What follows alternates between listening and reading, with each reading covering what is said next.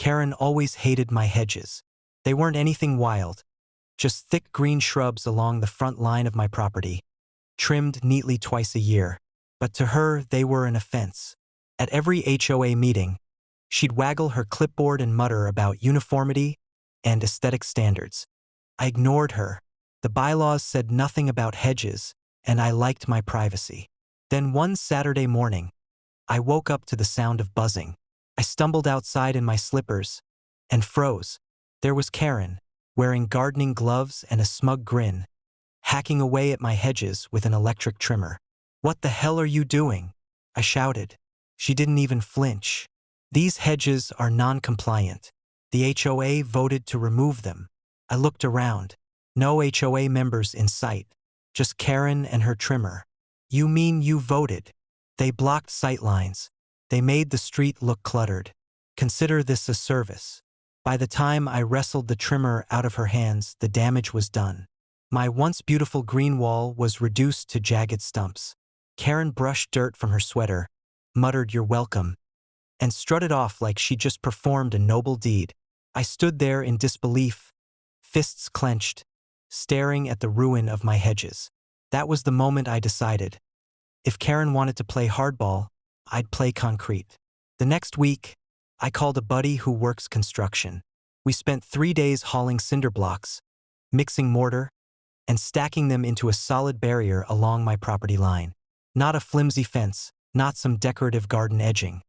A full-on fortress wall, 6 feet high, 8 inches thick, straight as a castle battlement. When it was done, I stood back and admired it. Gray, imposing, indestructible.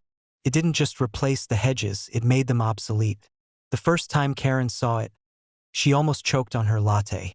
"You can't just build a wall like that," she screeched. "Why not?" I asked, leaning on a trowel. "Property line, building permit filed, code approved. Nothing in the HOA rules about cinder block walls." She sputtered. "It ruins the aesthetic of the neighborhood." I shrugged. Should have left the hedges. For the next month, Karen tried everything. She mailed violation notices. Ignored. She dragged the HOA board to inspect it. They found nothing wrong. She even called the county inspector, who gave me a thumbs up for excellent masonry work. Meanwhile, I had a blast decorating my fortress. I planted climbing vines along the base.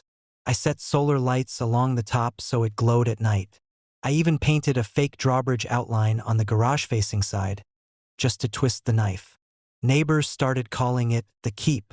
Kids biked past shouting, "Cool castle." One family even asked if I could build them a matching wall. Karen, though, she was furious. Every time she walked by, her eye twitched. She couldn't peek into my yard anymore, couldn't waggle her clipboard at my non-compliant hedges, couldn't so much as glare at me without being met by cold, unyielding stone. At the next HOA meeting, she ranted about fortifications and militarization of the neighborhood. The board rolled their eyes.